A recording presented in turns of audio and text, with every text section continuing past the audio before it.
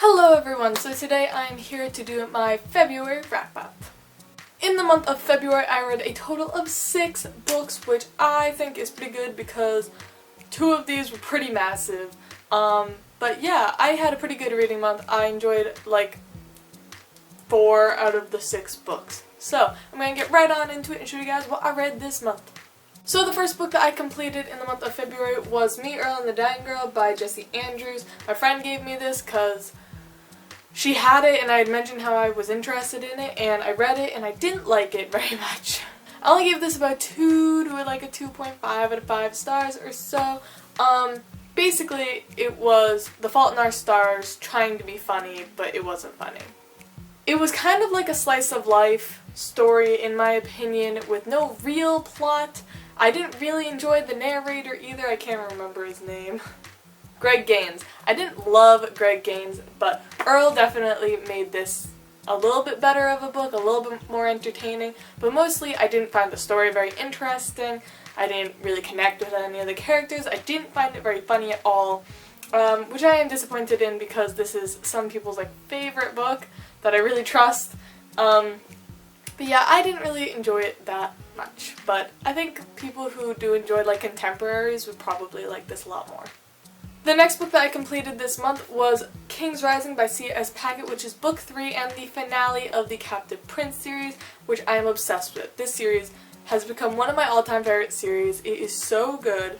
And of course this is the 3rd book, so I can't talk about it too much, but I loved this entire series. This book got 5 out of 5 stars, just like the other 2, and I highly recommend this series. It is I don't really know if high fantasy, but it's a fantasy novel.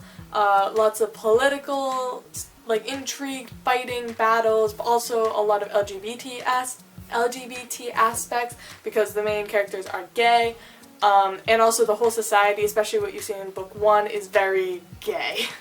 But I think it just put a great twist on fantasy in general, and I love these books so much, so I'm definitely going to be rereading them soon. The next book that I read was Theft of Swords by Michael J. Sullivan, which is volume 1 of the Rhaenyra Revelations. It has 2 books in it. And I loved this book a lot. I gave it a 4 out of 5 stars simply because the writing and the character development wasn't fabulous in this series, but I absolutely loved the stories, the plot lines. They were great. We follow 2 main characters, Royce and Hadrian, who are thieves, and they basically take jobs from people and go off and do them. And each story follows a different kind of job or plot that they are going through. This volume in particular really reminded me of Lord of the Rings. The experience and the reading and the whole world kind of just really reminded me of Middle-earth. And of course I love that volume so much that I went out and got volume 2 immediately, The Rise of Empire, and in this story Michael J. Sullivan improved so much. His writing and his character development and voice is spot on in this book.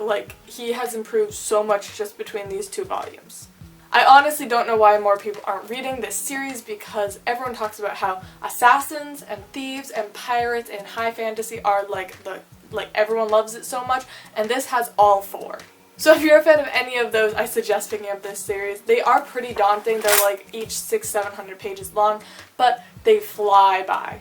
Also this month I pre-ordered and read immediately Calamity by Brandon Sanderson. This is the 3rd and final book to the Reckoners trilogy. I finished 2 trilogies this month and it was fabulous, and I pre-ordered both books and I'm just so happy with both of these endings. So Calamity is part of the Reckoners series, which starts with Steelheart and then goes on to Firefight and ends with Calamity. And in this story, I gave it a 4.5 out of 5 stars. I really enjoyed it and it wrapped up quite nicely.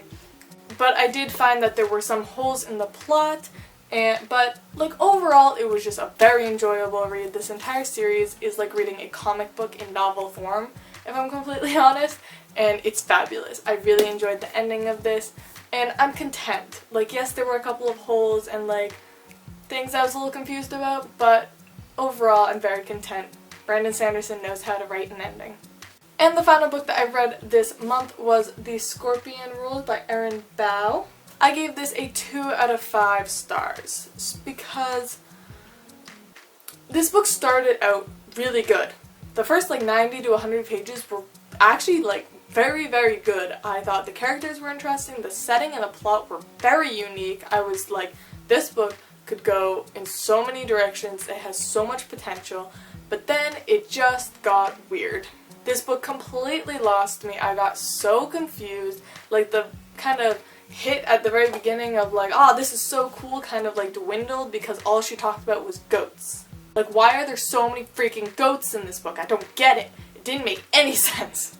And also, the characters who seemed very interesting at the beginning just sort of started all sounding exactly the same. I couldn't differentiate them after a while. I was like, wait, who is this? What's going on?